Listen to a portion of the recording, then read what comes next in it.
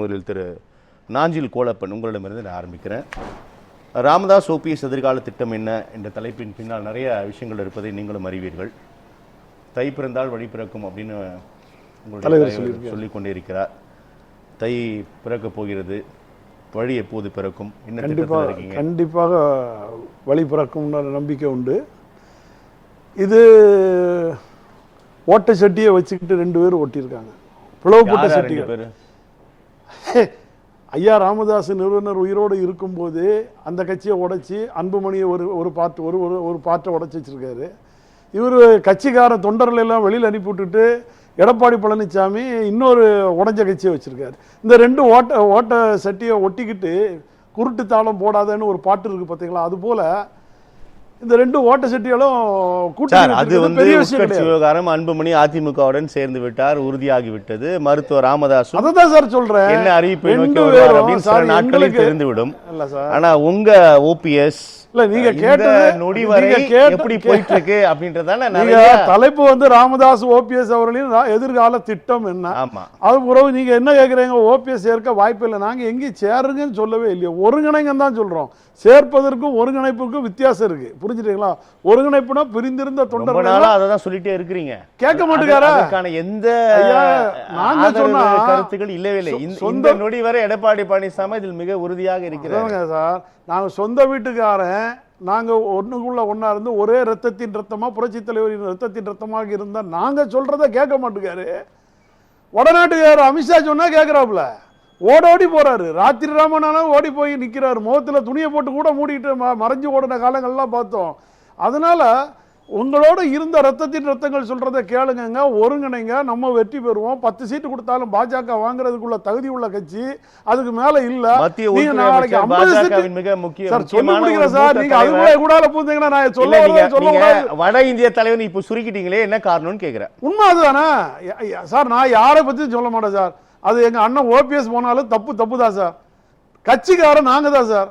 எங்களுக்கு நாங்க பாஜக போய் அடிமை கேட்டு பாஜக முத்திரை குத்திட்டு நிக்கணும்னு அதிமுக உணர்வுள்ள எந்த தொண்டருமே எண்ண மாட்டோம், தமிழ்நாட்டு மக்களும் எண்ண மாட்டோம். அதை நீங்க முதல்ல புரிஞ்சுங்க. அது அண்ணன் ஓபிஎஸ் அவர்கள் முற்றுப்புள்ளி வச்சுட்டாரு. இதுக்கு முன்னாடி எம்பி சீட்டுக்கும் முற்றுப்புள்ளி வச்சாரு, வைக்கலன்னு சொல்லல. வேண்டாம்ப்பா நீயே வச்சுக்கோ, நீயே மாலையை போட்டிருக்கால, நீயே வச்சுக்கொண்டு வெளியில இறங்கும் போது எடப்பாடி பழனிசாமி கலந்து ஓடி போயிட்டாரு.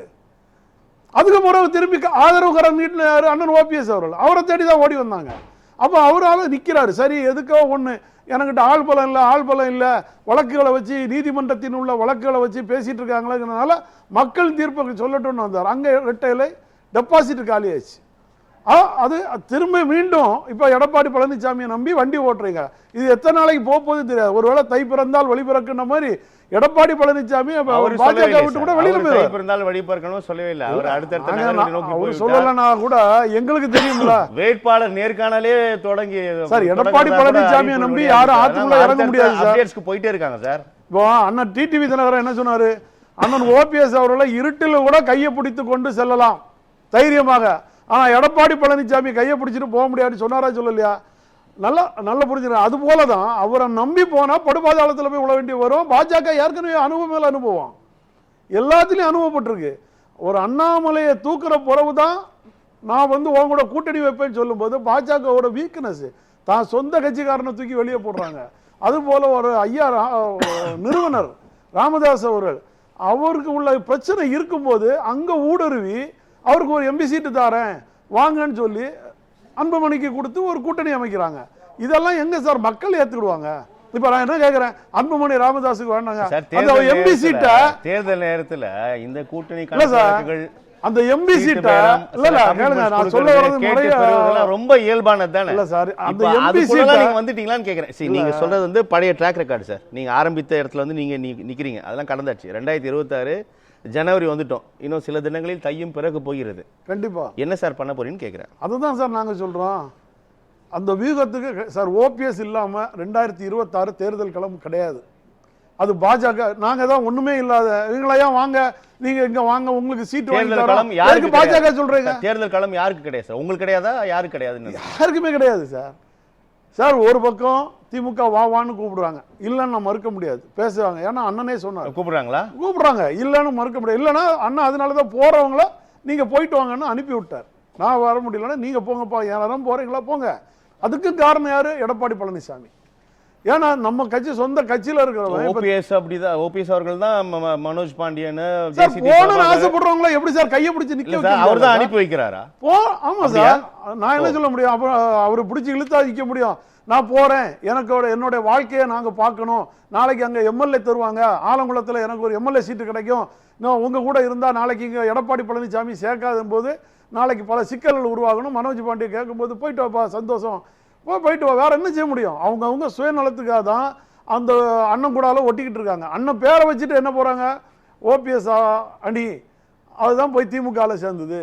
இப்போ புரட்சி தலைவி அம்மா கூட பண்ணுனாங்க, தேமுதிமுகலேருந்து வந்தவங்கள கட்சியில் இணைக்கல, அதிருப்தி எம்எல்ஏக்களாக உட்கார வச்சாங்க.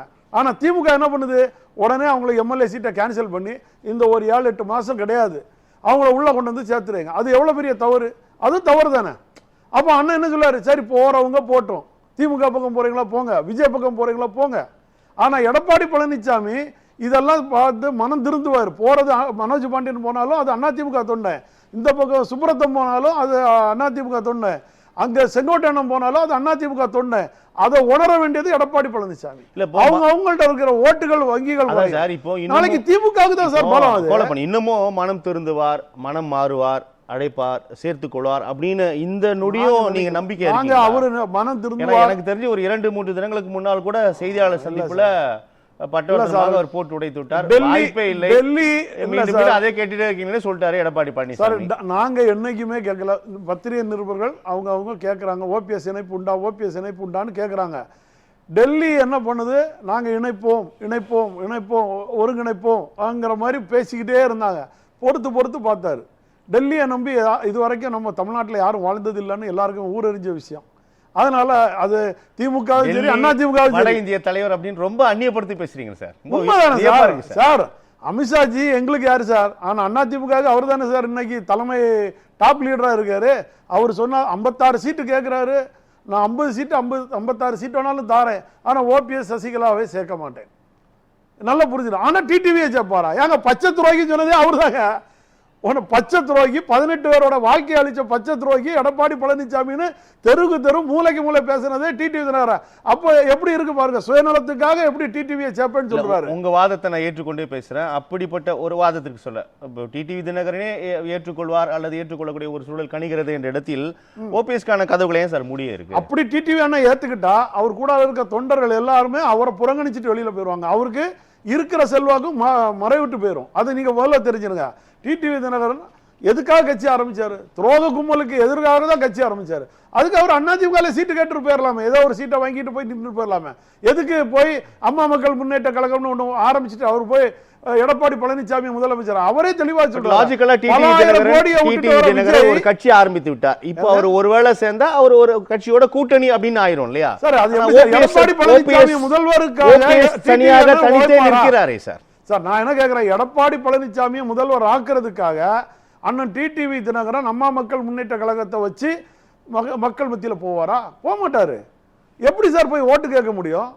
ஒட்டுமொத்த ஒரு முக்களத்தோர் சமுதாயத்தை இழிவுபடுத்துற மாதிரி எடப்பாடி பழனிசாமி செஞ்சு போட்டாரு.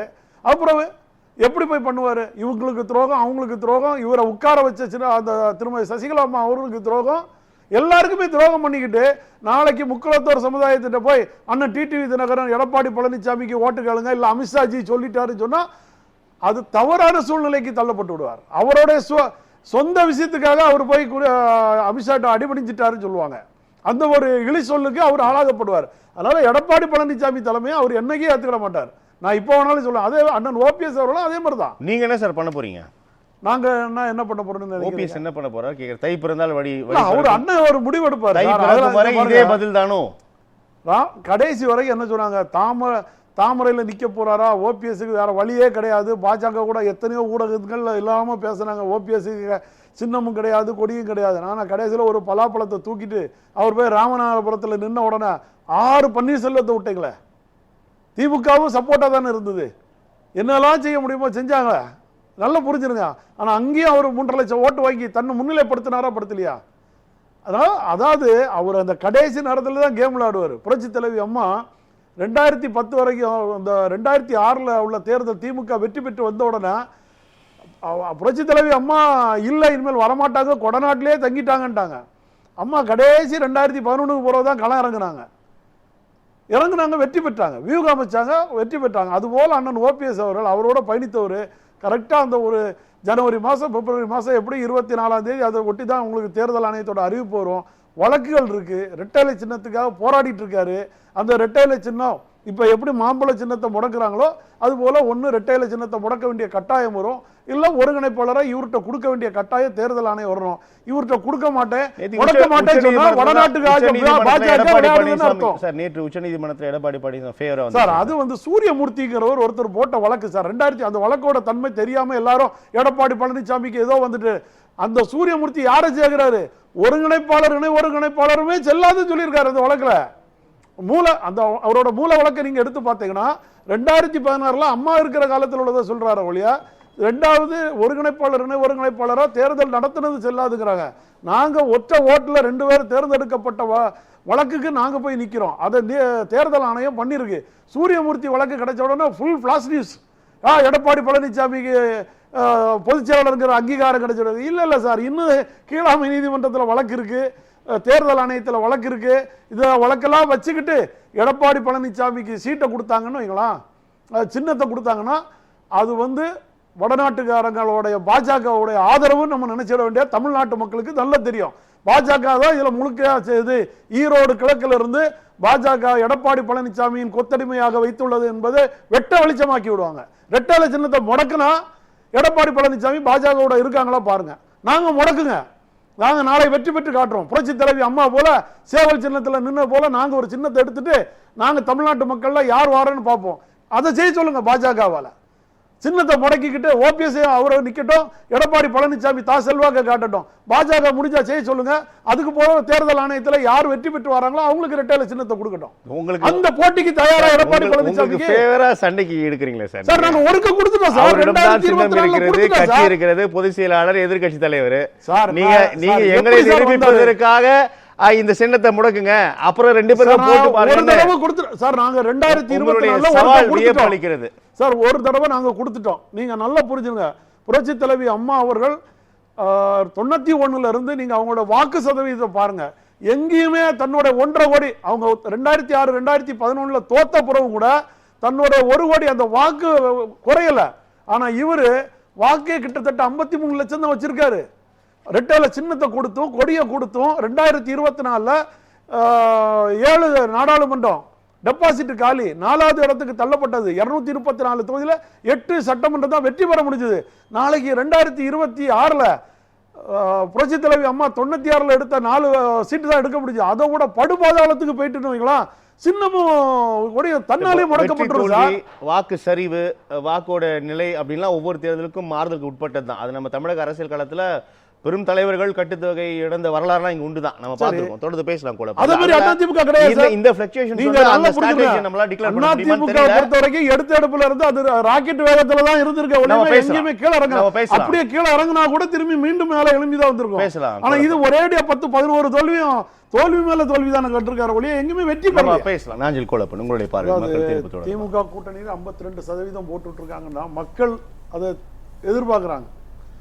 இந்த மாதிரி கட்சியை உடைச்சி ஒரு நிறுவனர் என்ன பைலா எழுதி வச்சிருந்தாரோ அதுக்கு விதிமீறல் பண்ணி அந்த பொதுச் செயலாளர்னு குறுக்கு வழியில் வந்த எடப்பாடி பழனிசாமியும் ஒரு நிறுவனர் உயிரோடு இருக்கும் போதே அவரை மதிக்காம உடைச்சி கட்சியை உடைச்சி வெளியே வந்த அன்புமணி அவரையும் 2 பேரையும் இந்த தமிழ்நாடு இது 2 பேருமே பாஜகவுக்கு அடிமையா, அதான் உங்க இதெல்லாம் வடநாட்டு பாஜகவோட அடிமையாட்டு போய் மாட்டிக்கிட்டாங்க. அதனால தமிழ்நாட்டுக்கு வரவிடாம தடுக்கணும். அப்ப திமுக கூட கூட்டணி வைங்கிற கருத்தை மக்கள் வலியுறுத்துறாங்கன்னு தெரியுது. திமுக கூட்டணி அதே நேரத்தில் தாவேக்காங்கிறது சேர்ந்தால் வெற்றிலாம் சொல்ல, திமுக கூட்டணி என்பதை கூட்டணி வைங்கிறது அவங்களோட 52%. அதே நேரத்தில் தாவேக்காவும் தாவேக்காவும் ஜனநாயகன் படத்துல மாட்டிக்கிட்டு முழிச்சிட்டு இருக்காங்க. சென்ட்ரல்ல தான் மாட்டிட்டு இருக்காங்க, ஸ்டேட்ல மாட்டல. உளவு சுற்று வாலிபன் போல எங்களுக்கு குறைச்சல் திமுக சைட்ல இருந்து வரல, ஸ்டேட்ல இருந்து வரலன்னு வைக்கலாம். ஆனா தாவேக்காவும் ஒரு ஒருங்கிணைப்பு குழு, அதாவது தேர்தல் இதுக்கு ஒரு குழு ஒன்று போட மாட்டேங்கிறாங்க. இப்போ அண்ணன் ஓபிஎஸ் அவர்கள் பேசணும், ஒரு தேர்தல் கூட்டணி வைக்கணும்னு சொன்னா யாரோட பேசுவாங்க? ஒரு குழு அமைக்கணும். அந்த குழு அமைச்சாதான் அதை பேசுறதுக்கு ஒரு வீகம் பண்ணணும். அதை தாவேக தலைவர் விஜயும் அவர் செய்யாமல் இருக்கிறார், எதனால தெரியாது.